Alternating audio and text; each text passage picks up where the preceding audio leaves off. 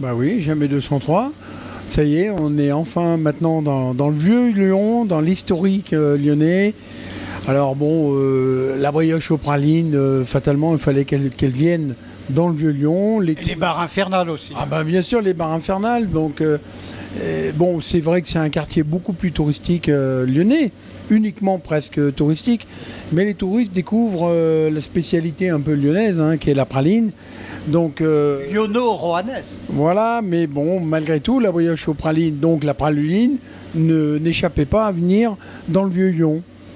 Donc c'était quand même normal que la troisième boutique vienne s'installer dans le vieux Lyon, dans la rue Saint-Jean. François Pralu, à cet instant où vous inaugurez cette troisième boutique à Lyon, vous n'avez pas un peu d'émotion en pensant à votre papa qui l'a découverte selon la tradition un jour par hasard? Oui, ben, je remercie mon père hein, quand même. Tous les jours. Tous les jours, et chaque fois que j'ouvre une boutique, le seul regret que j'ai, c'est qu'il ne puisse pas voir justement le développement de toutes ces boutiques qui, ben, justement, grâce à lui, grâce aux produits fabuleux qu'il a créés, cette praluline, et ben, voilà, le fils a pu développer, et puis son petit-fils va pouvoir continuer aussi d'ailleurs. Ça, c'est une info. Alors, on oublie souvent de parler de chocolat, mais François Pralu, c'est également un chocolatier. Et quand je dis chocolatier, vous avez même la chaîne chocolatière de A à Z, puisque vous avez des plantations et que vous êtes l'un des seuls en Rhône-Alpes, mais aussi en France, à torréfier votre chocolat. Alors, je suis peut-être le seul en Europe et dans le monde à avoir ma propre plantation de cacao à Madagascar, que j'ai créé du début, hein, de la forêt vierge jusqu'à la plantation de cacao. Bon, maintenant, oui, ben, je fais partie des 3 chocolatiers artisans français à torréfier moi-même mon chocolat, mes fèves de cacao, en sachant que j'ai quand même appris et j'ai découvert ce monde des fèves de cacao dans la maison Bernachon. Oui, c'est pour ça qu'on a vu tout à l'heure Philippe Bernachon venir vous saluer avec beaucoup d'amitié. Ouais, on est vraiment très potes depuis X années. Philippe, je l'ai connu, je crois qu'il avait 8 ans, quand j'étais dans les laboratoires de la maison Bernachon, une maison que j'adore. Et c'est là que j'ai découvert la torréfaction, les fèves de cacao. Alors oui, il y a la maison Bernachon qui torréfie bien sûr leurs fèves de cacao. Il y a la maison Bonnat à Voiron. À Voiron et à côté de Grenoble. Exactement. Et puis bon, bah, il y a nous, la maison Pralu. Donc on est 3 artisans français à torréfier encore notre...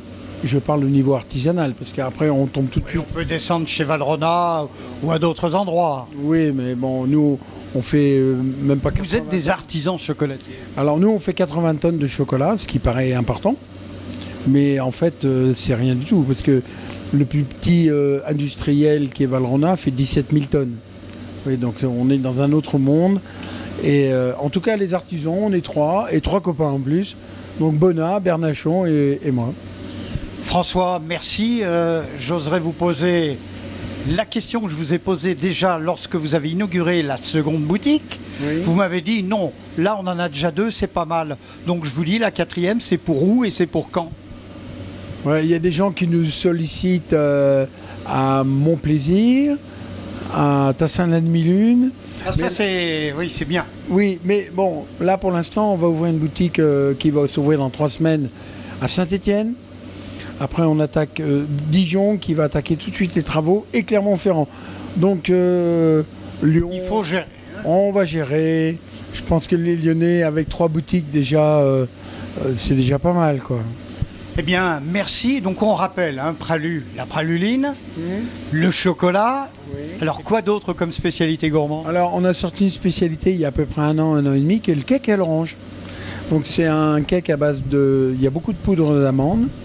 Il y a de l'écorce d'orange confit.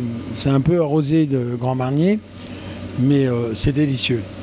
Et puis, notre nougat. J'aimerais bien que les gens découvrent notre nougat blanc, parce que c'est fait avec mon miel, dans ma région de Roanne, dans le pays natal de mon père, qui s'appelle Mars.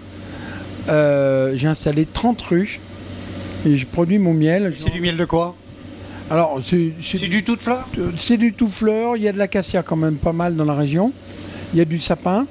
Et j'en installe 20 autres à Roanne. Et voilà, donc tout ça est pour la production de notre nougat. Et franchement, bon, on n'est pas à Montélimar, mais quand même, j'aimerais bien que les gens découvrent. Oui, c'est du nougat artisanal. Voilà. Alors qu'à Montélimar, pas toujours. François Pralu, merci. À Lyon, fin, s'écrit FIM, le mot de la fin. Vous avez envie de quoi tout de suite avec une brioche ou... Alors mon père, avec un verre de vin rouge, il aimait bien manger un morceau de praline. Tout simplement. Tout simplement. Voilà. Merci François. Merci.